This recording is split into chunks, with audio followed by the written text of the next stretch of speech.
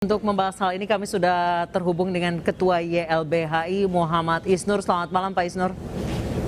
Selamat malam Mbak Anissa. Baik, temuan YLBHI sejauh ini di lapangan apa Pak yang terjadi? Pertama, sama sekali tidak ada gesekan dari warga yang pro dan kontra. Yang ada adalah sejak pagi kepolisian ribuan aparat telah berjaga memasuki titik-titik biasa. Dan warga hanya tinggal saja, tidak bisa melakukan apa-apa, mencoba bertahan, sebagian diam di masjid, sebagian diam di rumah, dan sebagian kerja seperti biasa. Tidak ada kemudian upaya-upaya perlawanan yang signifikan. Dan ada warga yang sedang membuat besek, bekerja seperti biasa, dituduh membawa sajam. Itu pekerjaan dia membuat besek. Jadi ada banyak informasi yang kemudian kami lihat disesatkan. Seolah-olah warga ini melawan, ada gesekan dan polisi melakukan kemudian pengamanan. Yang ada adalah kemudian polisi merangsek ke rumah-rumah warga, menangkapi setiap warga di rumahnya, dan kemudian juga melakukan penyitaan HP. Ini kami pertanyakan, pertanyaannya kenapa ditangkap, kenapa kemudian direpresi, bahkan orang sedang mujahadah, sedang beribadah di masjid pun sampai digituin juga, sampai direpresi, kemudian ditarik-tarik dan lain-lain. Jadi itu yang kami sesalkan. Jadi nampak seperti memperlakukan rakyatnya seperti jajahan, ya. Seperti warga yang harus dimusuhi dan ditindak. Gitu. Demikian Mbak Anissa. Pak Isnur, kabarnya ada warga yang hilang saat kerusuhan terjadi di Wadas. Temuan YLBHI seperti apa Pak? Jadi yang pertama tadi ya, saya sampaikan tidak ada kerusuhan. Ada warga yang mau berangkat kerja, ditangkap. Jadi kepolisian melihat ada orang berkeliaran, main tangkap aja tanpa alasan yang jelas, kemudian ditangkap seperti apa. Padahal kepolisian jelas diatur oleh hukum acara pidana, oleh undang-undang kepolisian, oleh peraturan Kapolri tentang penggunaan kekuatan dan juga implementasi hak asasi manusia. Jelas polisi dilarang melakukan penangkapan secara sewenang-wenang. Nah ini termasuk pengacara LBH Jogja, pengacara kami, mencoba masuk kemudian malah kena pukulan 3 kali. Dan mereka ditangkap. Dan dihalang-halangi tugas sebagai advokat, tugas sebagai pelaksana bantuan hukum, ya, dihalang-halangi untuk bertemu, gitu. Seperti itu. Jadi kita tidak melihat apa pelanggaran pidana yang mereka lakukan, gitu. Malah kemudian kami melihat ada orang-orang yang mau di BAP, ya, dengan tuduhan menyalahkan kentongan. Terus kentongan salahnya apa, gitu? Salahnya apa? Tidak ada kesalahan apa-apa, kentongan, tapi dituduh dengan melawan tugas, seperti itu. Baik, soal orang yang hilang itu Pak, apakah benar? Itu jadi ditangkap oleh kepolisian. Itu dia, penangkapan itu kan harus dengan prosedur, ya. Kalau penangkapannya tertangkap tangan bisa, tapi kan ini nggak ada kesalahan. Kesalahannya apa?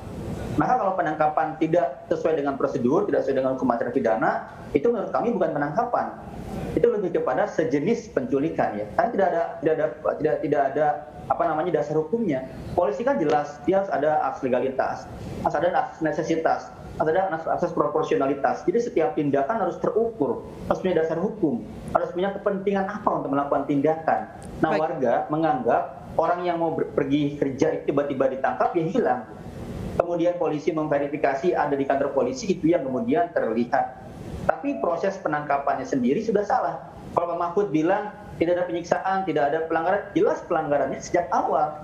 Sejak penangkapan, wewenang sedang melakukan tindakan yang berlebihan, menyerbu kampung kecil, sebuah desa dengan ribuan orang, menakut-takuti dengan pakaian PHH, gitu. Seolah-olah kan ada kerusuhan, ada perlawanan dan lain-lain. Padahal kita baca Perkap 1 2009 jelas. Kapan itu kemudian polisi yang preemptif turun? Kapan polisi melakukan baju PHH turun? Itu ada tahapan-tahapannya dan itu nggak dilakukan oleh kepolisian. Pak Isnur, melihat dalam tanda kutip penyerbuan polisi kemarin itu seperti layaknya ingin menangkap teroris. Menurut dari YLBHI, apa yang menyebabkan tindakan berlebihan seperti itu? Ya, kami tidak tahu paradigma apa di kepolisian menganggap warga negara yang mereka memperjuangkan tanahnya, memperjuangkan airnya, memperjuangkan lingkungan hidupnya yang sehat, yang terancam dirusak. Di mana perjuangan itu dijamin oleh konstitusi, dijamin oleh undang-undang lingkungan hidup. Terus kepolisian dan bertanya kenapa melakukan seperti itu. ini kok seolah-olah sedang menyerbu ya. Kita melihat, jadi kita menjadi ingat peristiwa tahun-tahun 80-an di mana dulu ada Kedung Ombo, di mana ada peristiwa Tapos, di mana ada peristiwa Tanjung Priuk, di mana ada peristiwa Talangsari. Warga kemudian diserbu sedemikian rupa. Kalau dulu pelakunya tentara, sekarang pelakunya polisi. Jadi kita melihat cara-cara otoriter ya, cara-cara kekuasaan yang berlebihan yang oleh TAP MPR tahun 98 itu digariskan. Polisi nggak seperti itu. Polisi tugasnya, kata undang kepolisian itu melindungi, mengayomi masyarakat. Dan tugasnya harus jelas benar-benar menghormati hak asasi manusia. Nah, kita tidak melihat ya aparat di lapangan seperti itu. Banyak polisi yang melakukan penangkapan dengan pakaian preman, terus mencuri-curi pukul. Ada banyak orang yang tertangkap kamera diperlakukan sangat tidak manusiawi. Termasuk penyitaan, Mbak. Pagi ini misalnya ada banyak polisi aparat yang ke rumah-rumah menyita polisi, menggeledah. Itu jelas salah. Penyitaan penggeledahan itu harus sesuai dengan ketentuan kalau ada dalam penyidikan. Ini penyidikannya apa? Itu yang kami sesalkan dan kami minta perhatian Pak Kapolri, Pak Menko Polhukam kembali menilai secara jernih ya. Jangan sampai kemudian kita ditertawakan oleh masyarakat dunia. Indonesia tidak mengerti hukum acara pidana, tidak mengerti hak asasi manusia. Baik, Pak Isnur, sejauh ini pernah ada dialog atau tidak sih Pak sebelumnya Pak terkait dengan proyek pertambangan ini? Sudah coba, bahkan warga ini beberapa kali datang ke BBWSO gitu. Seringkali datang mencoba menemui dialog, warga pun coba ketemu dengan Pak Ganjar, tapi nggak berhasil ditemui. Gitu. Jadi karakter Pak Jokowi yang dulu dalam kampanyenya kalau mau ada kepentingan pembangunan ya ajak ngopi, ajak makan, ngobrol, berulang-ulang, itu nggak terjadi di sini. Yang terjadi adalah yang didatangkan aparat kepolisian. Persis seperti tahun 2021 bulan April, ketika BPN mau mengukur yang didatangkan polisi dan dipukuli warga brutal gitu. Jadi ini terulang kembali 2022 dengan hal yang sama dan lebih mengerikan. Sejak pagi misalnya masyarakat kesulitan untuk mengirimkan pesan, mencari sinyal internet, itu ya kami curiga ini dipadamkan.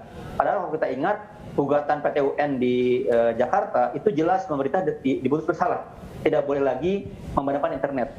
Terus juga listrik, warga juga merasakan pemadaman listrik. Jadi ini seperti diperlakukan seperti teroris, benar seperti Mbak Anse tadi. Jadi warga negara diperlakukan seperti penjahat ya, seperti teroris yang harus kemudian diringkus sedemikian rupa. Gitu. Baik, terima kasih Pak Muhammad Isnur, Ketua YLBHI telah bergabung bersama kami di iNewsroom.